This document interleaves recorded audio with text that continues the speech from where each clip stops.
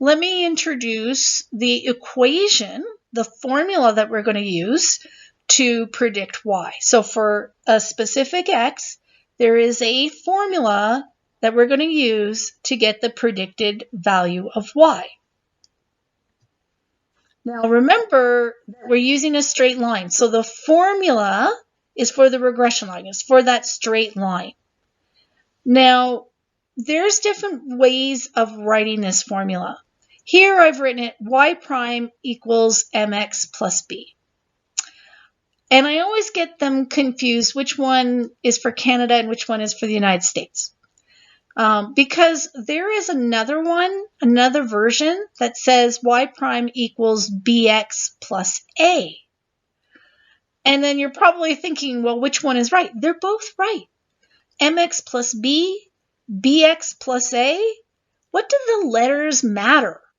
The letters don't matter. It's just whatever you want to call the letters.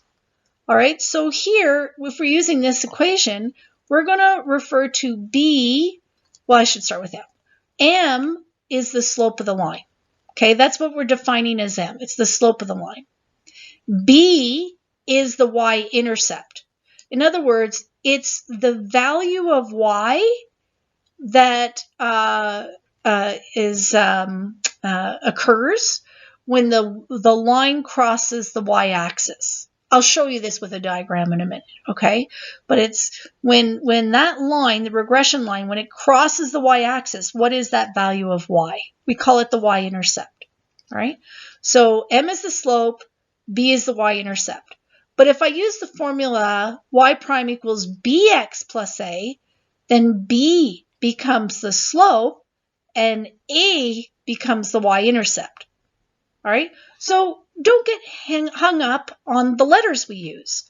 What's important is you understand that whatever this letter is that occurs before the x, okay, x is just the value of x, whatever letter here occurs here, whether it's A, B, C, D, E, F, G, don't make me go through the alphabet, but whatever that letter is, that is the slope. And whatever we add to it at the end, that is the y-intercept. So whatever letter this is, it doesn't matter.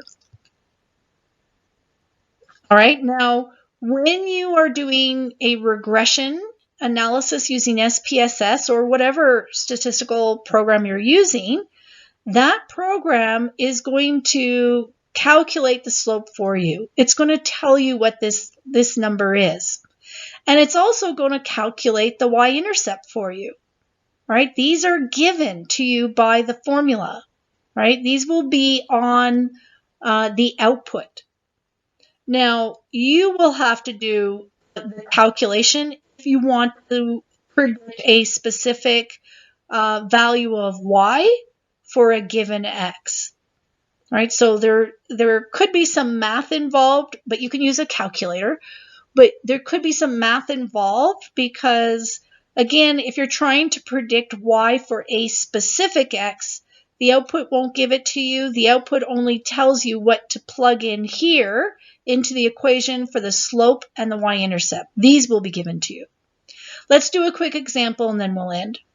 So if SPSS, for example, tells you that the slope of the line is 3 and the y-intercept is 8, and FYI,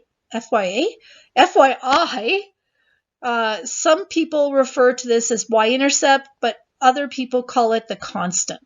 All right, so SPSS calls it the constant. Depends what book you pick up and etc. But just know that in the context of regression, y-intercept and constant, those are the same things. So in other words, our SPSS output is going to tell us what the slope is, and let's say it says that the slope is 3. And let's just pretend it tells us that the y-intercept is 8. Those will be on the output. Now I might ask the question, what if x is 20? What would y be if you're told x is 20? So this is where you do the whole plug and play.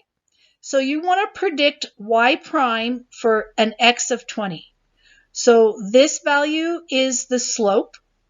This value is your actual x. Go back up here to the formula.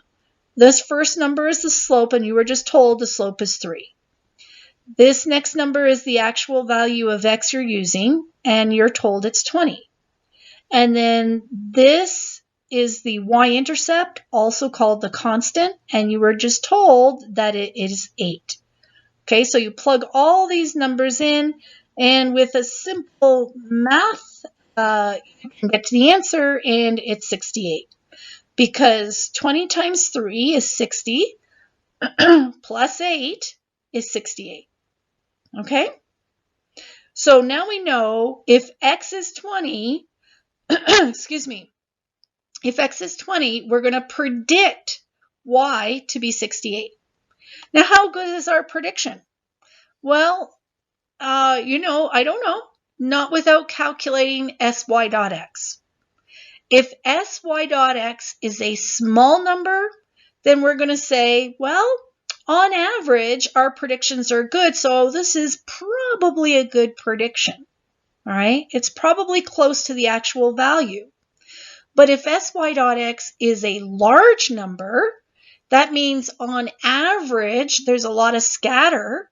So on average, our predictions are going to be pretty bad. So I'm going to look at this number and say, well, on average, our predictions are bad. So I'm going to guess that this is probably not very good. Now, notice how I keep putting in the word probably.